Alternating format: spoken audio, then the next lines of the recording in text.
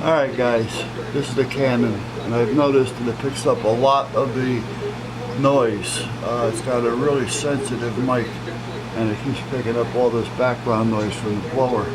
So I'm going to try to cover the rear of it a little bit with a towel to see if that helps stifle the sound coming in from the rear. Coming from the rear. Guys, you got big minds. You do.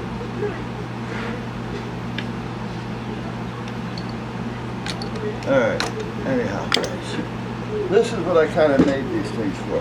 Again, I don't care what they look like. I wanted it so that I can use them to hold back.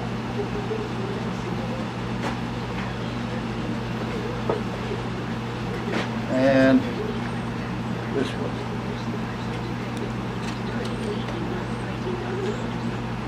I think you got that. Can you see that, guys? Yeah, okay. So now if I work in between here with something, you're not going to see what I'm doing in here unless I come above this.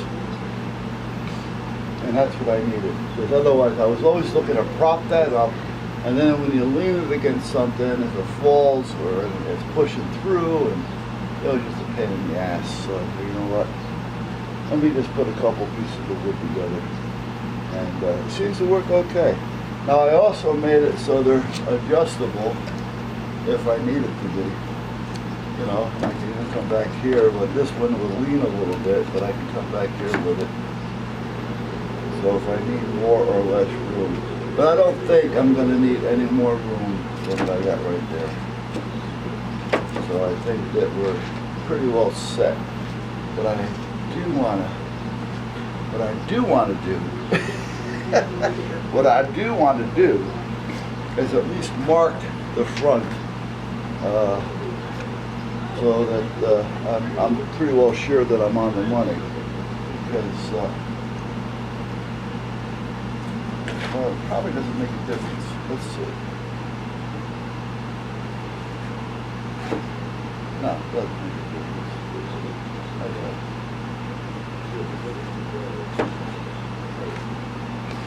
Alright.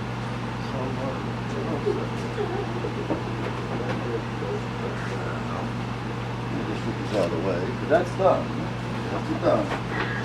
I think I may need to do with this one.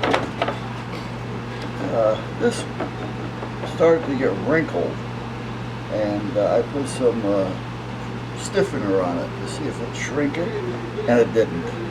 So now if I spray it with water, hot water, it still doesn't stiffen. So I may have to put another piece over this piece. And I don't want it to get too dirty.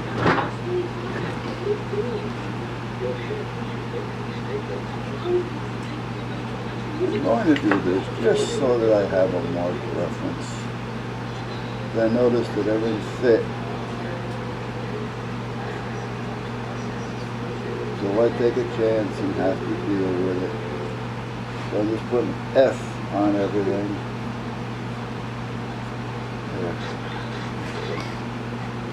There. And now I just got to find a place to put these. So I lose it. I guess I could put them along with that other thing that I couldn't find things in front of my face. Now I want to try that again. I'm going to try to see if I can do something to get that warbler a little hotter. And is this leaking? If this leaks, it won't pull down either. Because when it's trying to suck things in, it won't do it because of the leaking. So when it's done sucking here, it'll just start sucking in from wherever it's leaking from.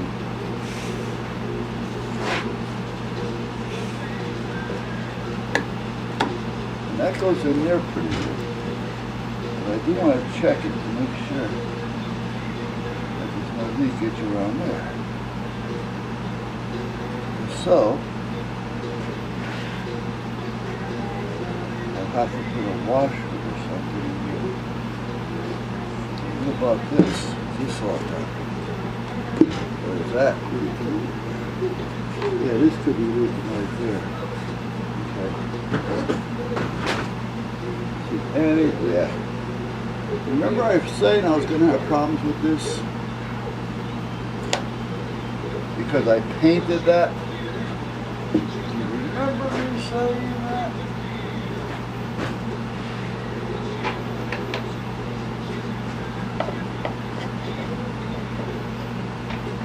I remember.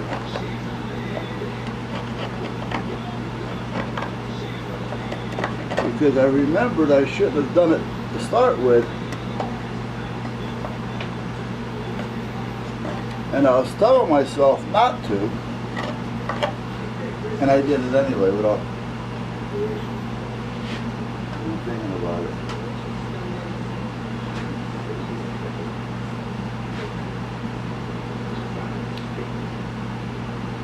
Almost like yesterday. When I put the legs on this backwards, I put one set one way and the other set the other way.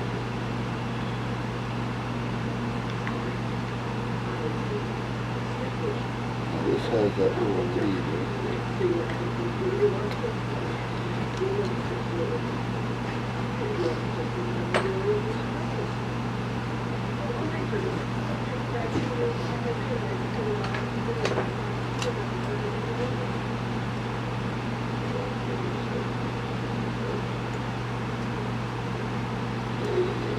You know, the Canon seems to give me a nicer field of view and picture, which it should, considering the differences in the El Cash and Mondo.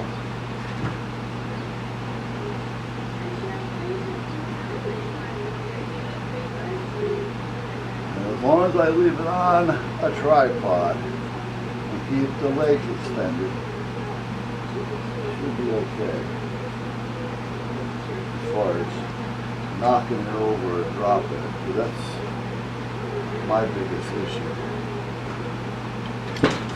You know how I am with cameras? Well, it's not just cameras, I drop everything.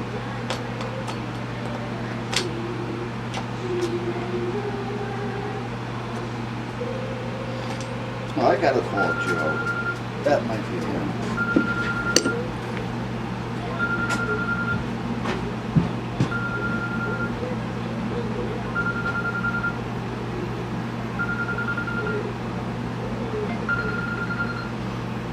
No, it's probably a telemarketer. Hello. Yeah, it was.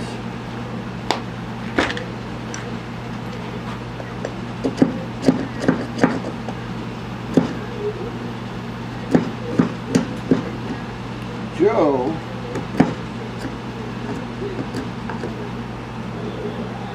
was my first lieutenant when I was captain of the fire force.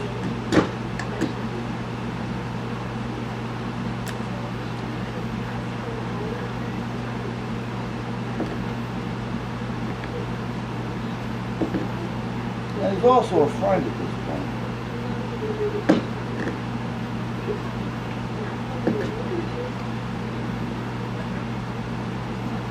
Yeah, but sometimes when you get busy and you got things you're trying to do and catch up on,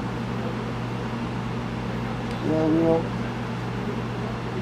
get on the phone much and talk.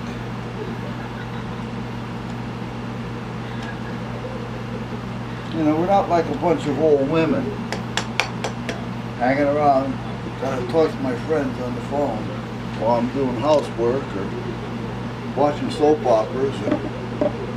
Did you see what that bitch did? Oh, he's no good. And then the husbands come home and they get the blunt of it because the wives are living a soap opera. So they are waiting for that perfect wife. Yeah, right. All right. I think I'm going to do two things with this. Let me see if I have. Or what I did there.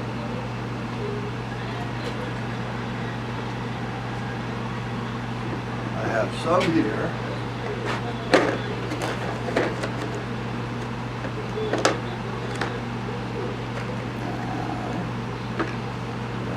Anything may fit over this and not fall through there, so it acts as a seal. That may work, but I like to see it a little thicker.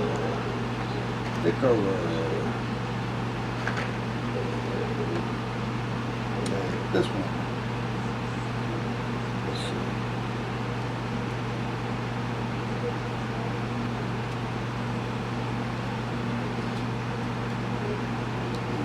Doesn't mean it's going to be it, but it'll give me an idea. Yeah.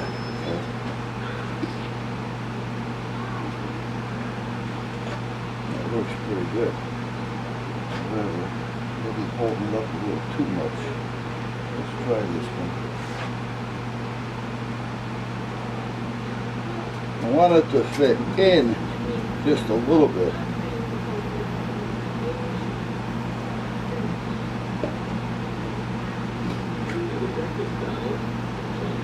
Yeah, I like that one better. Okay, that's the one we're going to use. Put this back.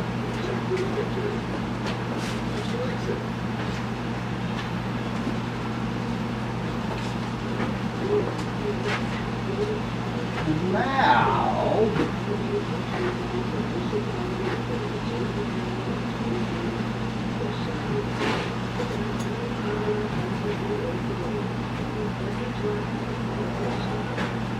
we're going to try a little quick epoxy. Quick epoxy. Harder.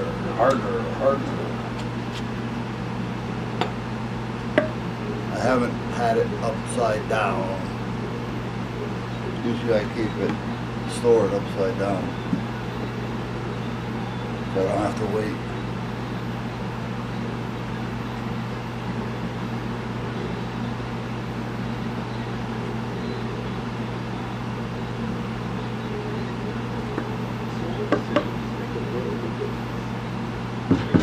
I gotta order some.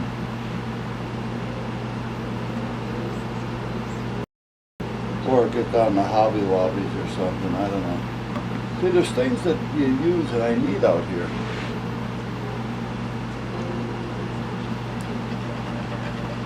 And, sometimes, you know, you order it, it adds up. But eventually you're going to run out of it, so you need it.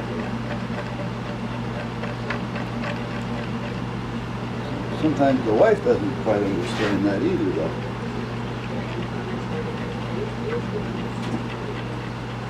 You know, like this stuff, I use it quite a bit. I need it.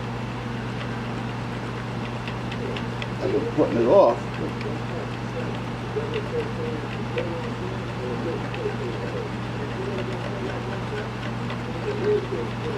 And what I really want to do is get the other stuff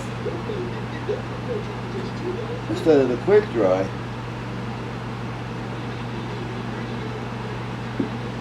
So I can use it for more than just what I'm doing here.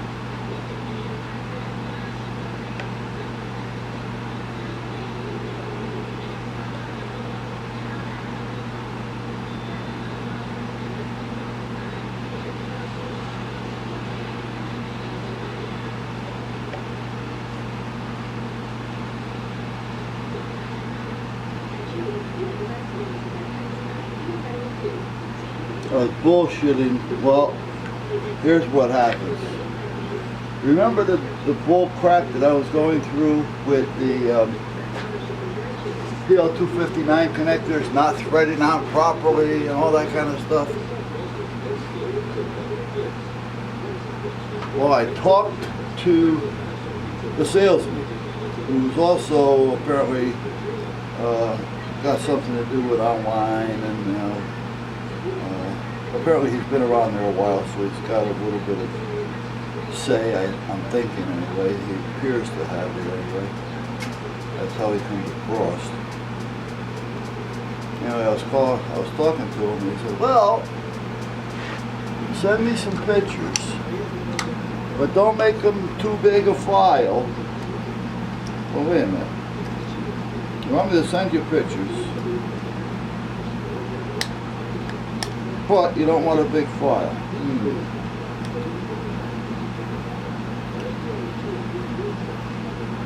So I did what I could. What I'd rather have done was just send him a little 1-minute video, because then he could have seen everything from beginning to end and how it was affecting the whole system. Sometimes pictures just don't cut it.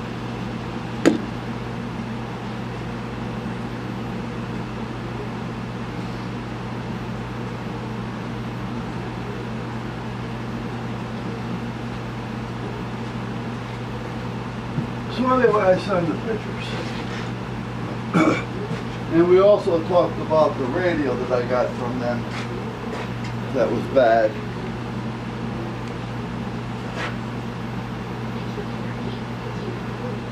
Out of the box.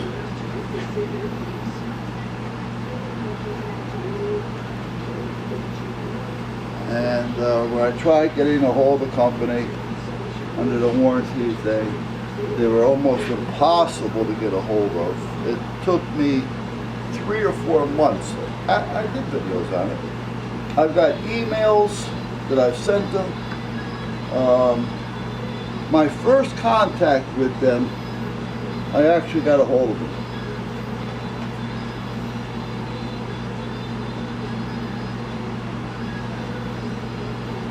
I was surprised. I sent him an email. I get an email in reply saying, "That radio has been discontinued. Where and when did you buy it?" So I put together a whole email, not a long one, but with a copy of the receipt. Where and when, whatever. I replied with it, replying to the address that came to me. I replied, and it came back to me, "Undeliverable, address doesn't exist." Well, it didn't say it in those words, but basically that's what it was telling me. The address wasn't legit, apparently. I'm thinking, well, how is that when I just got an email from you?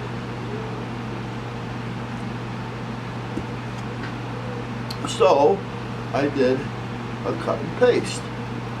Thinking, well, maybe I just can't reply. That came back. Well, then I did a direct entry.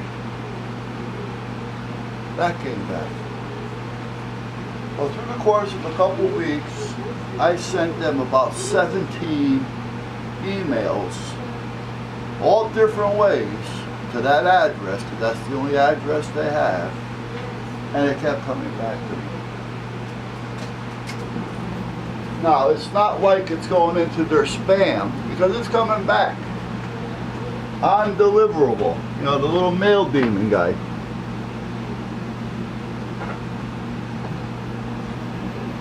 I tried calling them. At first I get, this was before the virus got heavy duty. Something about all our representatives are busy. Please hang on to the line for the next available, blah, blah, blah, blah. Or, if your number will get back to you. But after being online for about 10 or 12 minutes, I get disconnected. I call back, wait again online for 10 minutes or so, and I finally leave a message and hopefully they'll call me back. Well, that happened a number of times as well with no reply. Nothing, nada. So when I was talking with HRO about the radio, about the connectors, I also mentioned to them about the radio. So he said, well, send me all the information that you've been sending them on the radio. He says, I don't know if they're going to cover it under warranty or not, but at least we can get it fixed. Time out. It's under warranty because it was under warranty when you sold it to me. I haven't even used it yet. It doesn't work. I've been trying to get a hold of them about it. No replies. Then the pandemic comes in, and I get an email from them saying that something about they're locked in place or whatever the case may be, and they're not doing any work right now, and yada yada yada. So now I do get an email replies from that I also tried to reply back to with my problems, but again, nothing.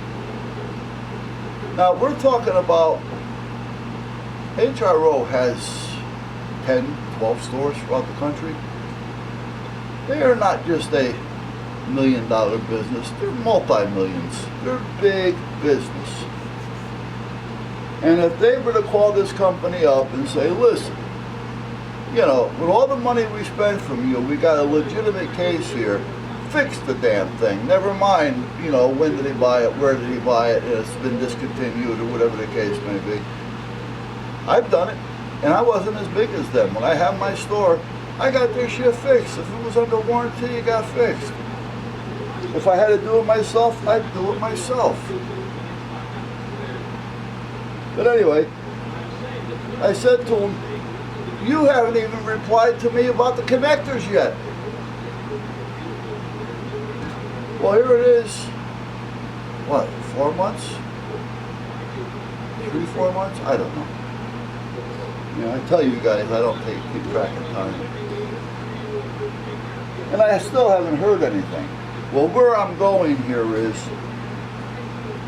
about 5 weeks ago, I noticed HRO has a YouTube channel.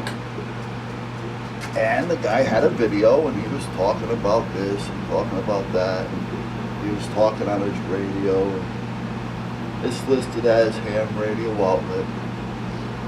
And I left him a message, a comment, telling him that I'm not happy, you know, and about these connectors. And how I sent pictures, like he asked. I hear nada. Well, he was on again the day before yesterday. I left another comment with him, and I made it a little bit longer this time. And I headed it off with not happy. HRO doesn't care about customers.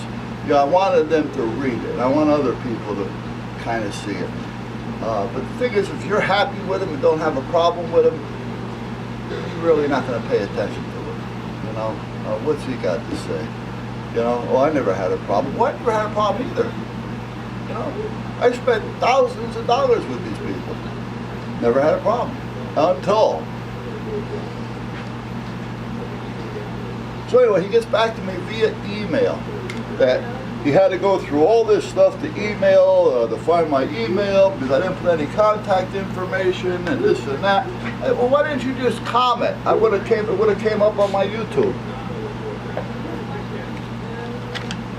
I mean, come on.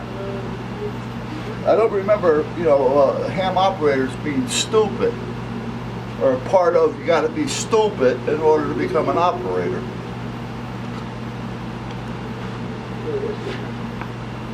But anyway, he sends me an email saying that he tried to get a hold of me the last time, and I didn't leave any contact information.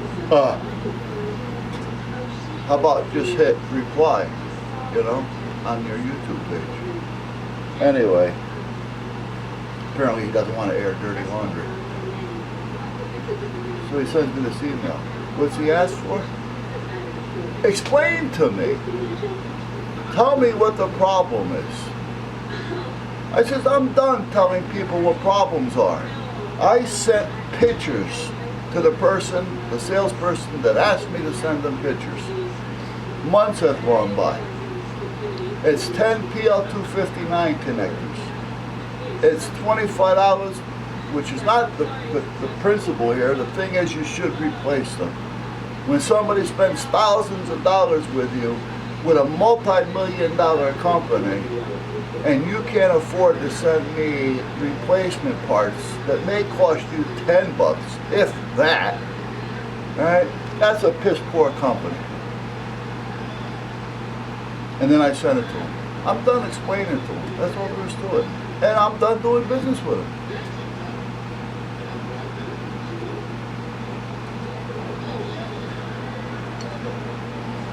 I mean, I bought a FT1200 Yaesu ham radio, the UHF unit. I bought the 400, which is a 2 meter 440 base mobile.